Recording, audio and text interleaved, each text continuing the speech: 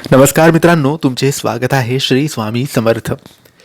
मित्रांनो, मिथुन राशीसाठी कसा असेल ऑगस्ट महिन्याचा हा पहिला आठवडा.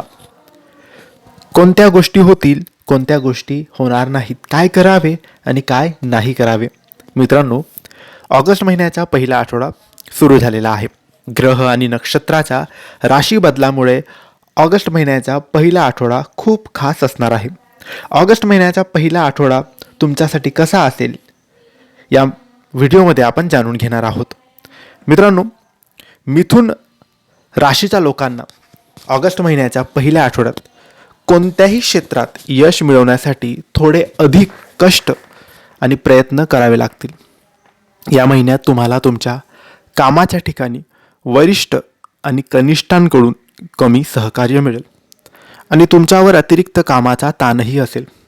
अशा परिस्थितीत लक्ष पूर्ण करण्यासाठी किंवा इतर कोणतीही समस्या सोडवण्यासाठी तुम्हाला स्वतःला खूप थंड ठेवावा लागेल.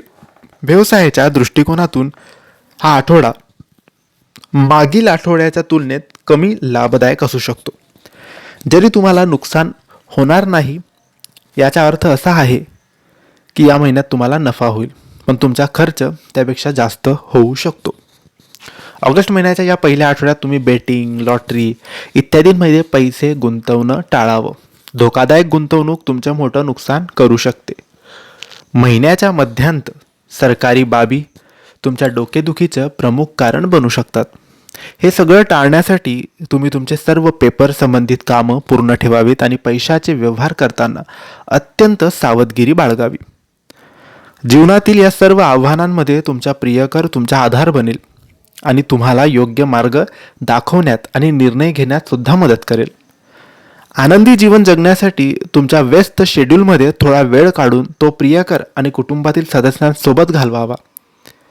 महिन्याच्या शेवटच्या आठवड्यात तुमच्या आरोग्य नातेसंबंधाची तुम्ही काळजी घ्यावी, पण पहिल्या आठवड्यात थोडंफार वातावरण चांगलं राहील. या आठवड्यात तुमच्या शारीरिक आणि मानसिक आरोग्याकडे लक्ष द्या. दररोज योगा आणि ध्यान करा. स्वतःची काळजी घ्या. नवीन फिटनेस रुटीन बनवा आणि तो फॉलो करा. तुमच्या जीवनशैलीत काही चांगले बदल करा. सकस आहार घ्या. यामुळे तुमचे आरोग्य चांगलं राहील. तर मित्रांनो, हे होते मिथुन राशीचे ऑगस्ट महिन्याच्या पहिल्या आठवड्याचे राशी भविष्य. तुम्हाला ही माहिती कशी वाटली आम्हाला नक्की कळवा आणि माहिती आवडली असल्यास लाईक आणि शेअर करा.